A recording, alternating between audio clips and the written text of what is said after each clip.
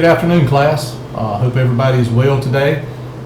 This is my final presentation for our last article that we had to write for our final. The one that I selected was really concerning a campaign that probably a lot of you are familiar with, especially anybody that keeps up with sports or, just advertising in general. I chose Nike, and really it was a twist on their famous Just Do It campaign that came out over 30 years ago now. And in the article you'll read, there's a lot of information in there that I was kind of surprised to find out exactly just how the Just Do It campaign was kind of put together back in the day with a long-standing advertising agency that has been with Nike now for quite some time.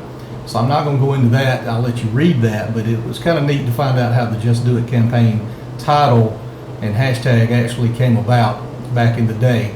So it was a little unconventional.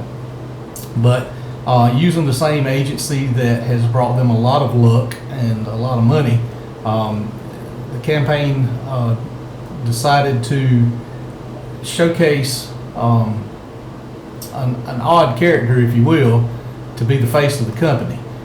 They picked Colin Kaepernick, who was at the time quarterback for the San Francisco 49ers. And essentially what was happening with Colin is that he was becoming an activist. He would no longer stand for the anthem when it was played at the beginning of the football games. He would kneel. And he would kneel to kind of represent his oppression towards, black people, people of color, and to just kind of showcase the oppression there that against police brutality and just a lot of the different racism that people of color have gone through since the beginning of time, really.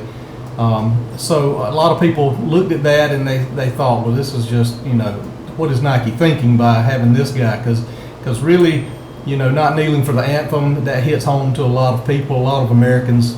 It hit them to their political core to say, what's Nike thinking putting this guy here as the face of their company? But really, it worked to Nike's advantage, and you'll see the numbers that I have there in the article at just how, influential this piece of advertising and marketing worked for them.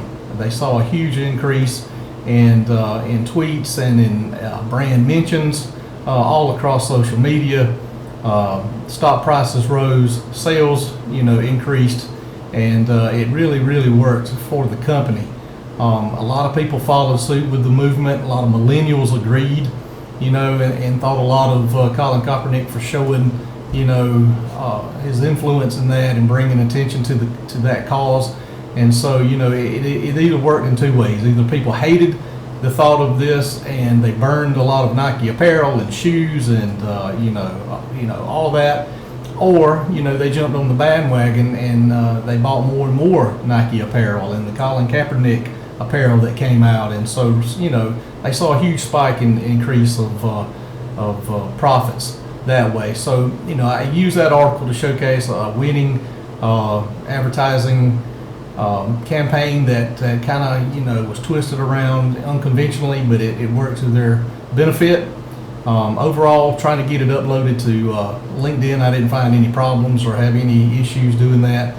It all seemed pretty flawless to me as far as getting it done and getting it published. And this was my first article being published on LinkedIn.